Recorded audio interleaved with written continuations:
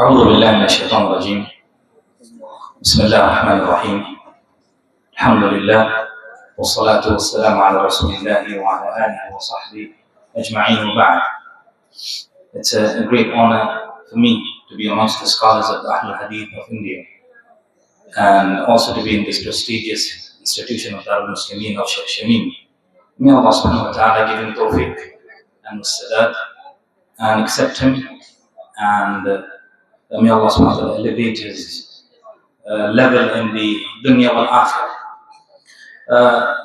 I would like to speak, but I don't know whether the audience will understand English or not, but there will be some, as well as it goes on the social media. This can make a good impact from our perspective, from an Islamic knowledge perspective, that what we hold regarding the inheritance.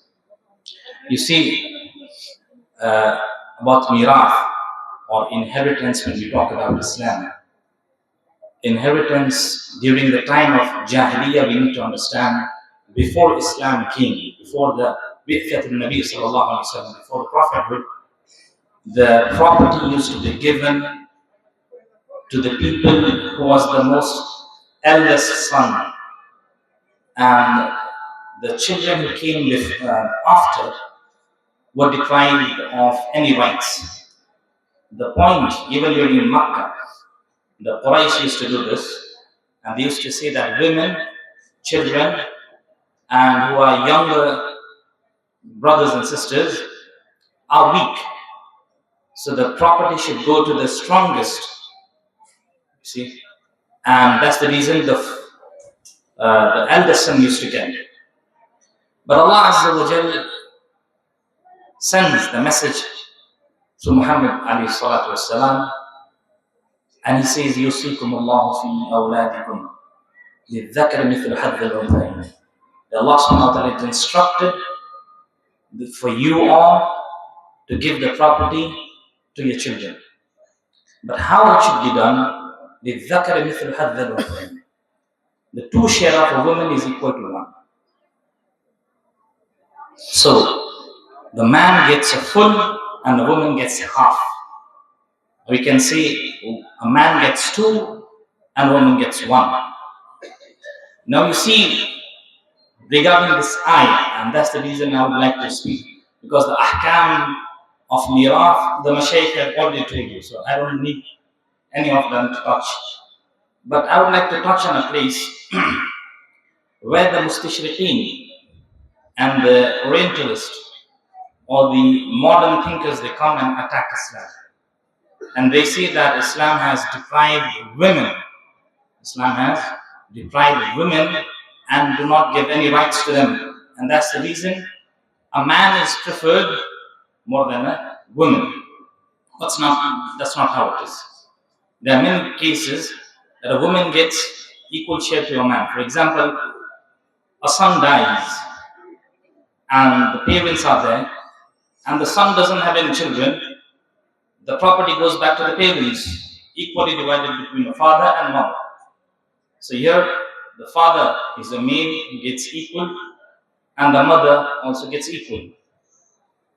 So sometimes the mirath and the inheritance is distributed equally to a woman also. For example, in Islam, how do we distribute?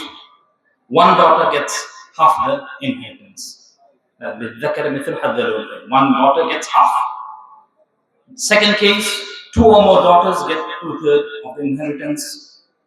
Number three, the mother gets 1/3 or 1/6 of the inheritance. The wife gets 1/4 or 1/8 of the inheritance. The half sister from the side of the mother gets 1/6. The full sister or the half sister is also given. Now the question comes is, a woman during the time of Jahiliyyah, if you put this in context, they did not get anything. Islam was a revolutionary deen which brought changes and gave the rights of the woman. This is the time of Jahiliyyah.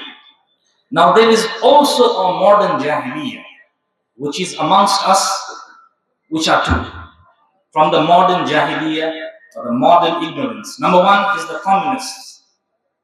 For example, the ideas of Karl Marx.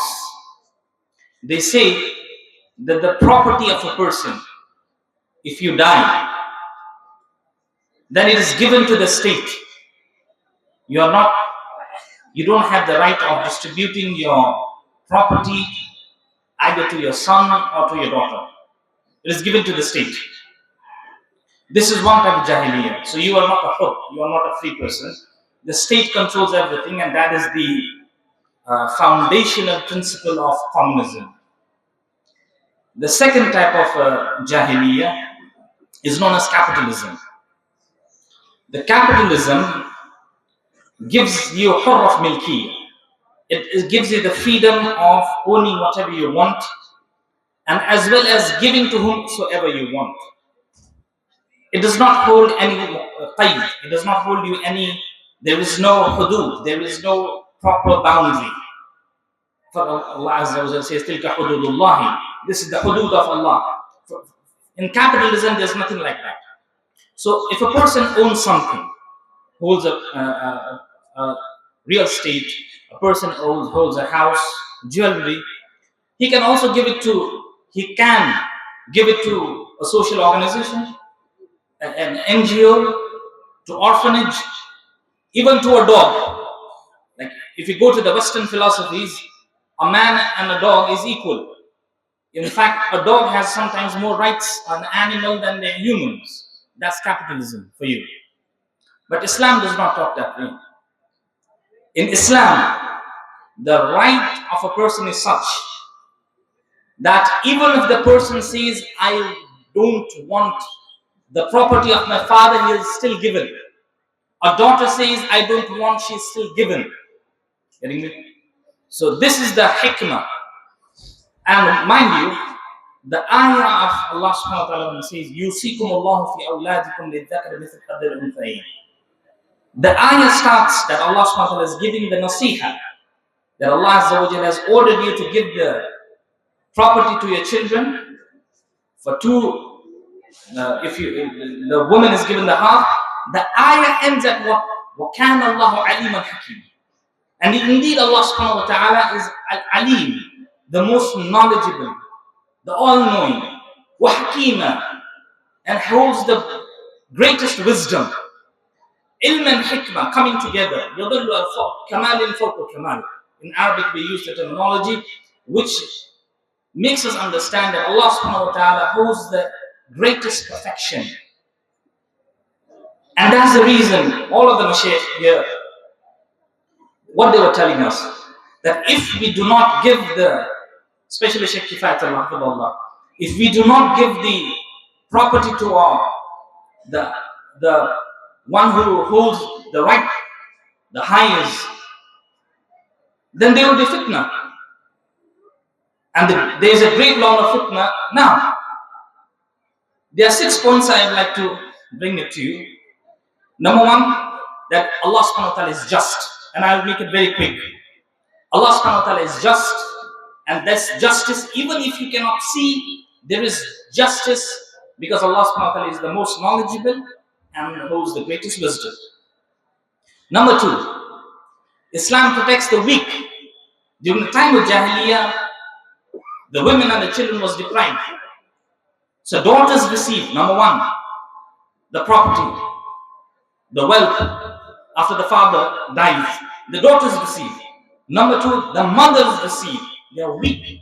Number three, the wives receive. They are weak. Even the grandparents, they receive. They are weak. And number five, the orphans and the minors are also given. Number three, I'll make it very quick. That a man provides, and the rijal qawwamun, they are the guardians of the women. So they spend on the women. They are the protectors. And they being the protector, they get more. So the man marries, takes care of a wife, takes care of the children, whereas the woman, she was under the guardianship of her father, and after marriage she is given to a husband, so it does not require. As well as it prevents the family from going to courts. Like example giving, like Sheikh Ubaidullah Bukhari Al-Madini Hafidahullah. There is a great example. His father passed away, goes back to the home, distributes the wealth as soon as possible. You do not have to go to the court. You don't have to go put a case in the jurisdiction of Indian courts. Things can be solved very easily. And also encouragement for proper wealth distribution. And at the last, Allah Azza wa Jal will hold us accountable for whatever we do, and that's the reason we should stick to the Sharia, the law of Allah subhanahu wa ta'ala, which is divinely revealed. وهذا هو وصلى الله على سيدنا محمد وعلى آله وصحبه أجمعين. والسلام عليكم ورحمة الله تعالى وبركاته.